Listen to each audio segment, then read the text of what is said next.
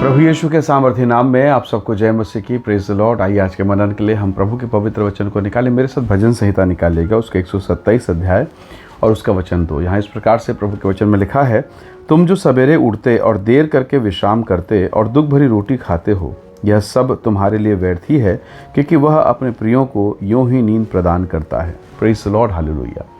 परमेश्वर के लोगों, प्रभु का वचन कितना अद्भुत है ना। परमेश्वर के वचन में लिखा है, तुम सवेरे उठते हो, बहुत परिश्रम करते हो, दुख पाकर तकलीफ झेल कर रोटी खाते हो।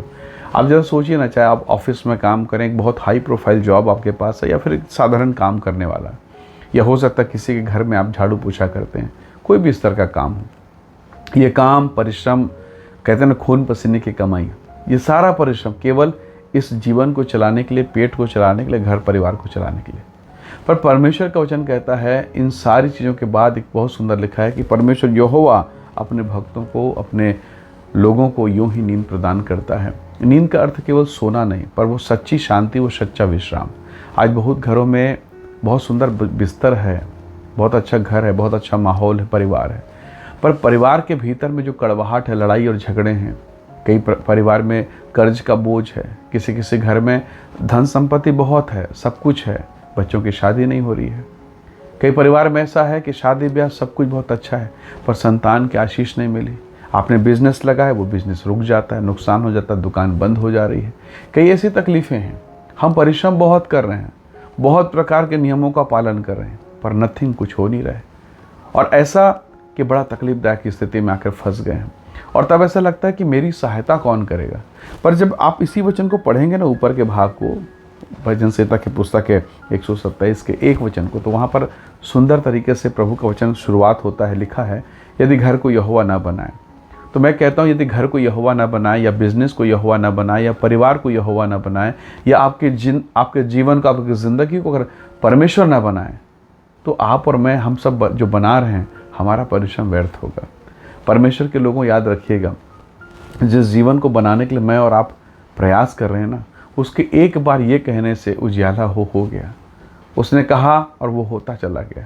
तो जिस परमेश्वर के पास इतनी बड़ी शक्ति है, जो सारी शक्ति, सारी सामर्थ और जो सारी योजना का केंद्र है, वो आपका पिता है, आपका परमेश्वर है। बहुत बार ना हम परमेश्वर को बहुत कम आंकते हैं, हमें लगता है कि प्रभु कुछ नहीं। परमेश्वर के वचन में लिखा है, परख कर देखो यहोवा कैसा भला है। हमने परखा ही नहीं परमेश्वर को कि वो क्या कर सकता है। उसने कहा, मुझे यहोवा से कौन सा काम कठिन है। तो कई बार हम कठिन कठिन कामों को खुद लेते हैं और खुद परेशान होते हैं। हम परिश्रम कर रहे हैं, हम दुख में, हम परेशानी में हैं, और हमें समझ में नहीं आ रहा करना क्या है। तो प्रभु का वचन कहता है, हे बोझ से दबे लोगों, मेरे पास आओ और मैं तुम्हें विश्राम दूंगा। तो सच्चा विश्राम, सच्ची शांति, सच्चा अनुग्रह जब परमेश्वर हमें निःशुल्क दे रहा है, फ्री में दे रहा है, तो लेने में क्या बुराई है। हालेलुया। फिर लेने में क्या अड़चन है?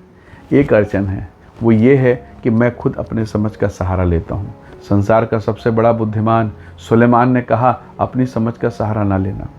कन्फर्म है उसने लिया होगा, ठोकर खाया होगा, भटक गया होगा, और तब वो कहता है कि अपने समझ का सहारा ना लेना, संपूर्ण मन से, नीति वचन 3:5 में कहता है, संपूर्ण मन से यहोवा पर भरोसा रखना, उसी को स्मरण करके सब काम करना, और तब तेरे लिए वो सीधा मार्ग निकालेगा। जब प्रभु हमारे लिए सीधा मार्ग निकाल रहा है, तो क्यों हम अपने दिमाग लगाएं और अपने मार्गों को टेढ़ा करें। कई बार हम बहुत बुद्धि लगाते हैं। बेहतर है हम अपने बच्चों को, अपने घराने को, अपने परिवार को परमेश्वर के हाथों में सौंप दें। जब आपका शरीर बिगड़ता है, आप डॉक्टर को हैंडओवर कर देते हैं, फॉर्म में साइन कर देते हैं, जिए मरे मेरी जिम्मेदारी, कुछ हो जाए मेरी जिम्मेदारी। ऑपरेशन आप कर रहे हैं?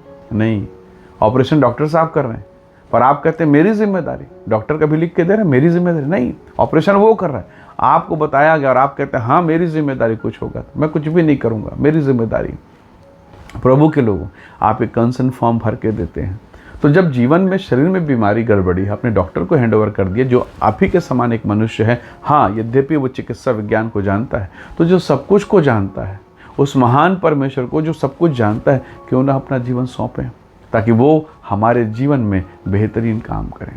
उसने कहा है, जो कोई मेरे पीछे आएगा अंधियारे में कभी ना भटकेगा। हम भटक रहे हैं क्योंकि हम पीछे नहीं चल रहे हैं। हम इसलिए रो रहे हैं क्योंकि हमने आंसू पोंछने वाले परमेश्वर को जानकर भी ठीक से नहीं जाना है। आइए हम सब अपने जीवन को परमेश्वर के हाथों में सौंपें और कहें, खुदावन सहायता कर, अनुग्रह कर। और निसंदेह परमेश्वर हमारी सहायता करेगा। उस उड़ाव पुत्र की कहानी को देखिए, पिताजी तो अभी भी घर के बाहर बैठा हुआ है, इंतज़ार कर रहा मेरा बेटा कब लौटेगा। तो कई बार मैं और आप भाग जाते हैं, भटक जाते हैं, और जब लौट कर आते हैं ना तो वो बहुत प्रेम करता है, वो चुम्बन लेता है, वो अपने कपड़े उतार कर हमें पहनाता है और हमारी सहायता करता है। हालेलुया। आइए उस खुदा के पास दौड़ें, उस परमेश्वर के पास दौड़ें, ताकि वो हमें विश्राम और शांति प्रदान करें। आइए हम प्रार्थना करें।